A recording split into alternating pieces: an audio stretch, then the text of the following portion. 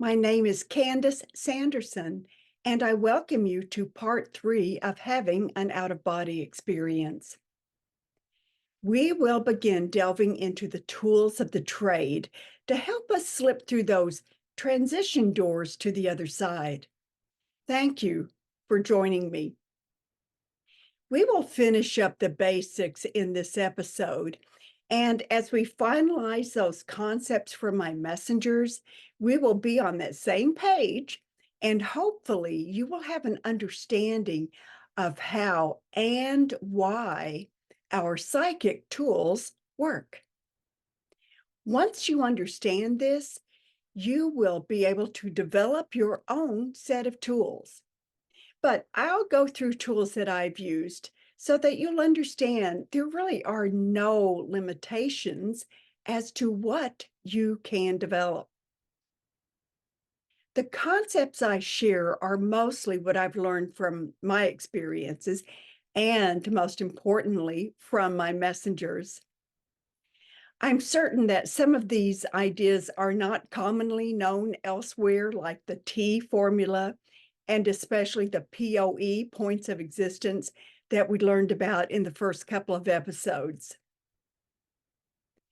We are also recognizing and then seeking those natural transitions from the 3D to the 5D during our everyday lives, because after all, out-of-body experiences are not that unusual, especially when we stop to think what they are.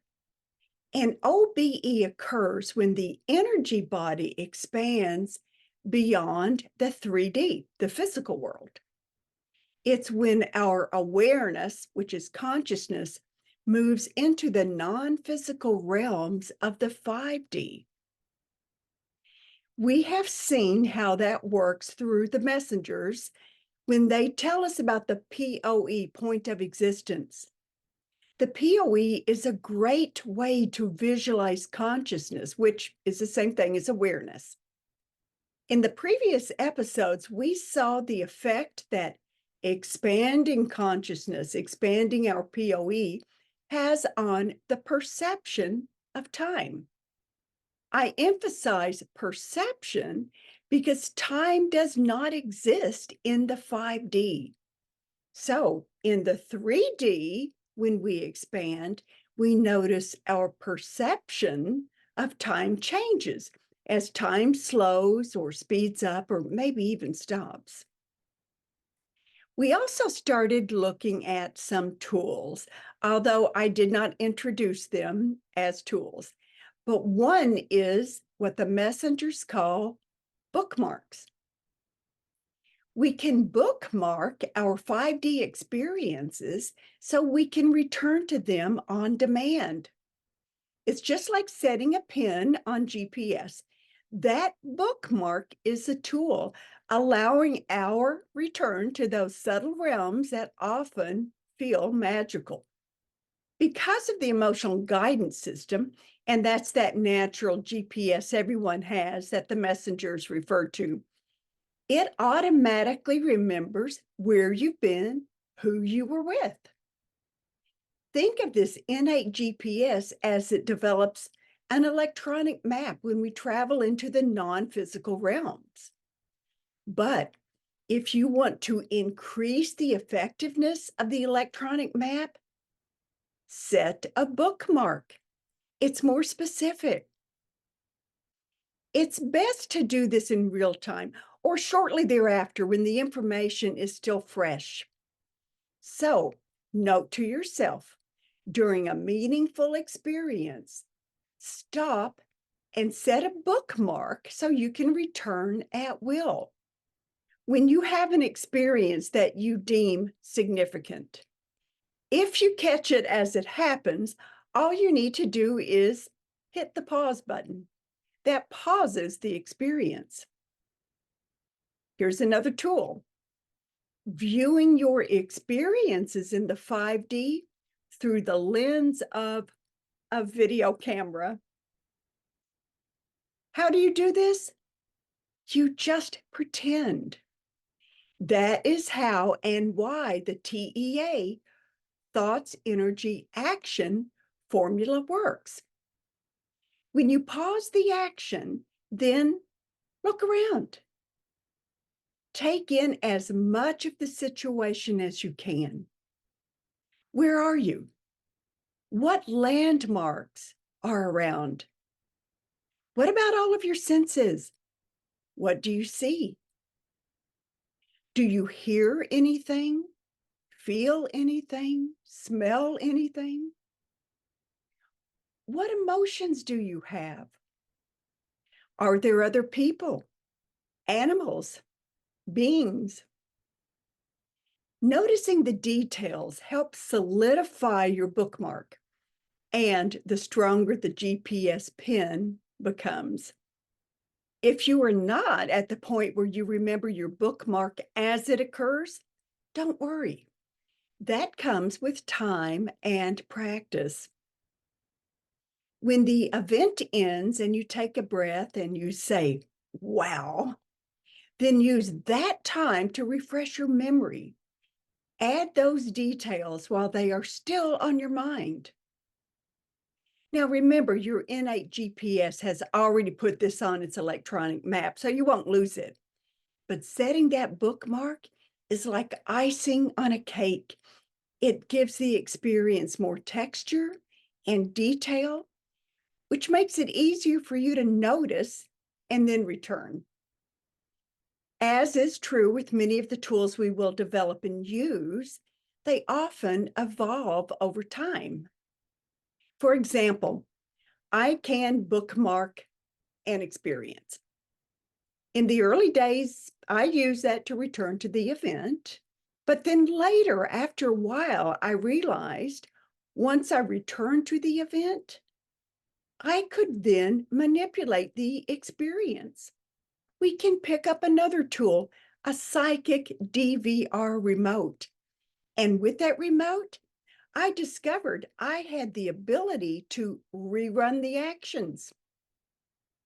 I could view it in slow motion or fast forward. I can also pause, zoom back, or drill down for a closer look. If I take an aerial view, I might see a different path, literally see it. Often it's something that I had not noticed in real time because I did not have or did not take that added benefit of the larger perspective. But when I return, I see things differently. I might decide this time to take that new path. Why not explore and see what else is out there? This is reminiscent of my training as a psychologist when I would use hypnosis. We were trained to regress people back to a significant event in their life. From there, we would ask them to see or relive that experience from a different perspective, from the safe perspective of an observer. Well, that's also what our psychic DVR remote lets us do. Setting a pin in that 5D has an almost magical quality to it because you can delve deeper than you had initially. So, how does that happen? How can you go where you were before and notice something different? Well, sometimes we need a little guidance, right? Here's a perfect time to introduce that guide. Now, I'm not talking about a guide in the way that most people think of a guide like an angel, but think of this guide as a tour guide, someone who sticks close by when you explore. They may point out items you did not see before, but like a trusted Girl Scout or Boy Scout leader, this guide will keep you safe. Let me introduce someone who is always around, no matter what or when. And who is this mystery person? This is another concept from the messengers. Let's meet our observer. our witness. Mine has been by for as long as I can remember. She's nice enough, but she also has sometimes a biting sense of humor. That's okay because I know now how to gently push that aspect of her aside.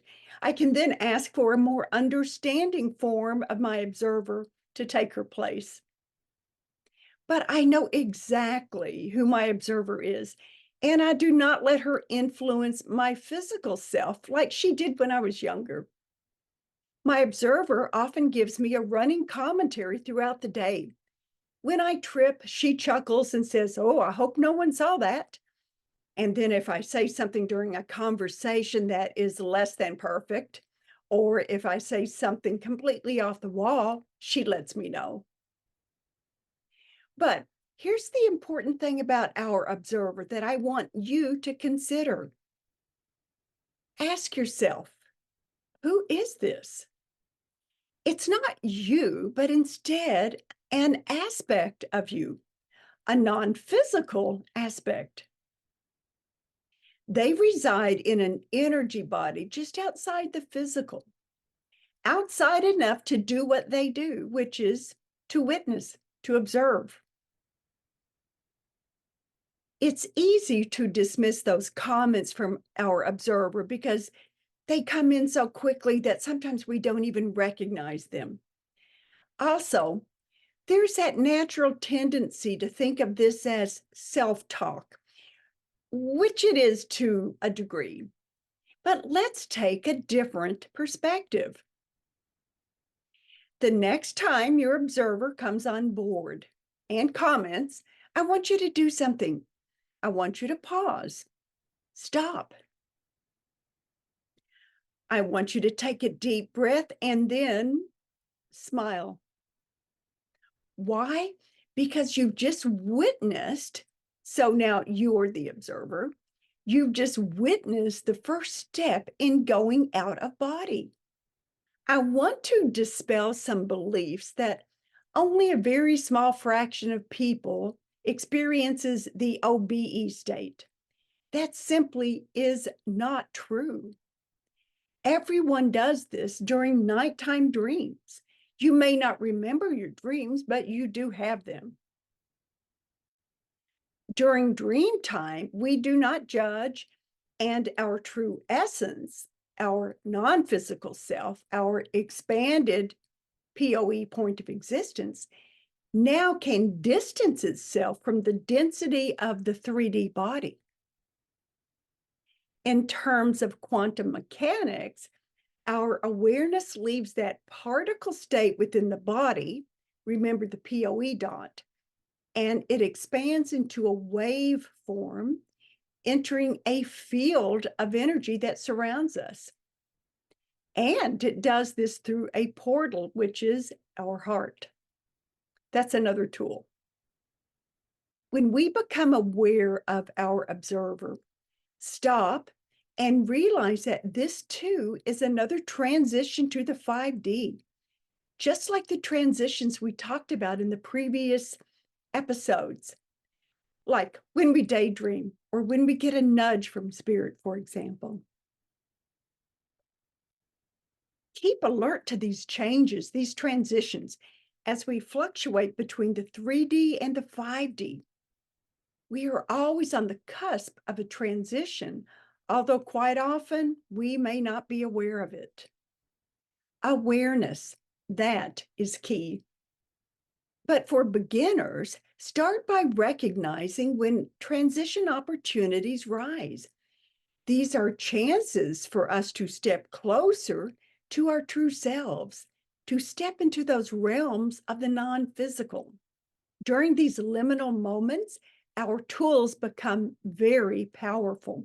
We can use them to facilitate a quicker and smoother journey into the field state of the 5D once we see that transitional door. Okay, so now let's see how our observer helps with bookmarks. As soon as you notice your observer, stop and freeze.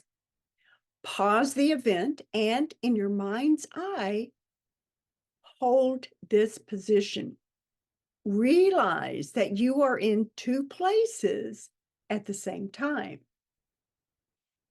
A 5D aspect of you, your observer, is observing. And a 3D aspect of you, your physical body, is noticing the observer. You are in both places. So in essence, you have bilocated. Okay, these are baby steps, but that's how we learn to walk, right? Most of the time during 5D experiences, I trilocate. I am the participant. I am the observer. And I am the scribe who either writes or dictates the experiences in real time. And my awareness balances between these three states. If I start questioning, like, what's going on? Or I try to figure something out, like, where is this place? It looks familiar. Then my awareness starts to slide back into the 3D, where, as my training as a psychologist taught me, I start engaging my brain to analyze. Let's think. TEA formula, thoughts, energy, action. When I realize that I'm slipping into my analytical brain, I quickly refuel my thoughts by bringing in higher vibrations so that I do not lose that 5D action. We can and will develop tools for that, but I mentioned one already: smiling. This is a go-to tool that I use daily. I use it at night when I become lucid in a dream. And when I wake up in the dream, I realize I want to be in a higher state. So I smile. You see, as a psychologist, I know that the brain does not distinguish between an event and the thoughts of an event. The brain simply reacts. So when you smile, even if there's no happy forethought, you just force a smile, then your brain reacts within seconds to that smile by sending a rush of hormones throughout your body, sending you a bit of bliss. When your brain reacts like this, you feel it. Why? Because that hormonal rush moves the energy from the face, where our lips smile, to our hearts. Remember, the heart is another tool. It is the portal to the non-physical realms of energy. In fact, you can learn to smile from the heart, and it will quicken that process of expanding. I'm sure you've heard the phrases to speak through your heart, to listen to your heart. There are all sorts of sayings that suggest using your heart in decision making. And that is about moving your energy to that heart space, because that is how and where we are connected to those divine frequencies of guidance. But now, let's think of this smile as we use the TEA formula. We have a thought, an intention for a specific action. If we immediately smile, we've just fueled that thought with high octane energy. So if I'm in an out-of-body adventure and my brain wants to slip back into an analytical mode of the 3D, I smile. It keeps the energy up and it prevents me from backsliding into the 3D. Instead, I move forward. I've done this enough that the smile is all I need. But there are so many more options. And when you develop your dashboard, you'll have access to more elaborate tools. In the early days, I installed a slider, like a volume slider on a stereo system. I put that on my dashboard within arm's reach. If I found myself drifting back to the 3D, I would use that slider and I would push it away from me. So it would move me from the 3D and deeper into the 5D experience. I'll share more on tools to keep us in the 5D in another episode. But let's get more familiar with our witness, who is, by the way, one of the most valuable tools you will ever have. In these early stages of getting to know your witness, your observer, you begin to identify when he or she comes on board. Mine is always there if I do something silly or if I trip, which is fairly often.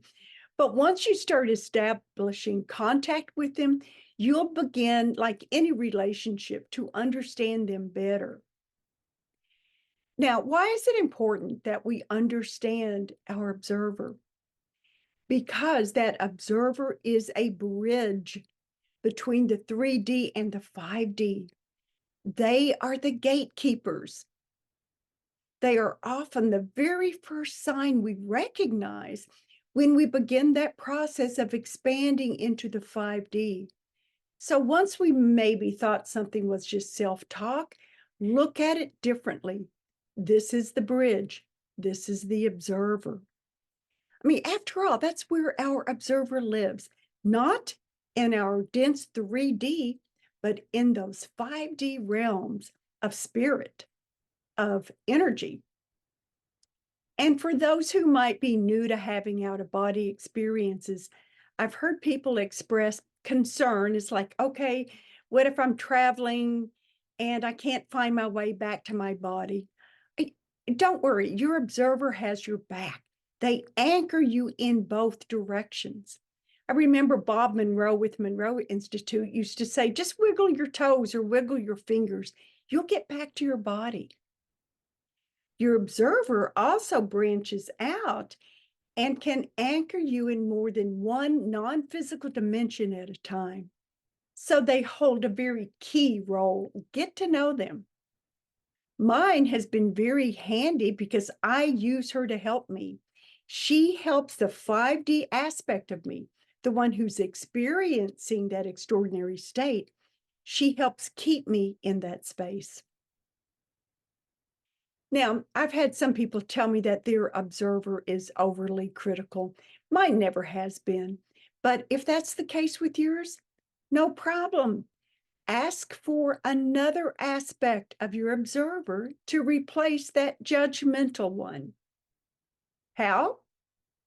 T formula, thoughts, energy, action. You ask your observer to step aside. You can use your thoughts, your imagination, to put your observer in a comfy bed or on a couch, turn on a movie or let him go to sleep. Next, we're seeing TEA in action. Ask for a higher aspect to come to you. That is the action that you want to manifest. But before that new witness appears, we want to appropriately fuel your intention. Make sure it's not the energy of doubt, but those higher vibrations of peace, of love, of compassion. Always have something ready to go. We've already talked about using your smile. That is so quick and so easy and so effective. Remember, the reason we keep the energy high is, remember when we looked at that POE and it expanded from a particle state to a circle and then a globe of awareness? We do this in real time. We expand when we engage in higher vibrations like love and humor and gratitude. Smiling, it always works for me. But let me share with you another tool I've used because frankly, it always works. Puppies in a basket. I do not remember how or when this happened, but once it did, I kept it. And it's another tool that resides in my back pocket. It is absolutely reachable at any moment in time or space. It never fails to increase my vibrations. I imagine myself on a hillside. It's a beautiful day, sunny day, blue sky, white clouds floating over. There's a beautiful spring breeze. I have this blanket that I spread out, and I put this large picnic basket on the blanket. I lie down, and then I notice some movement in the basket. The lid starts to bounce up, and within seconds, the basket tumbles on its side. And what comes out? Puppies. 5, 6, 7, 8 puppies discover me. They run up to me. I'm lying down. They're crawling all over me. They're pulling at my hair and they're licking my face. Now, this scene 100% of the time works for me.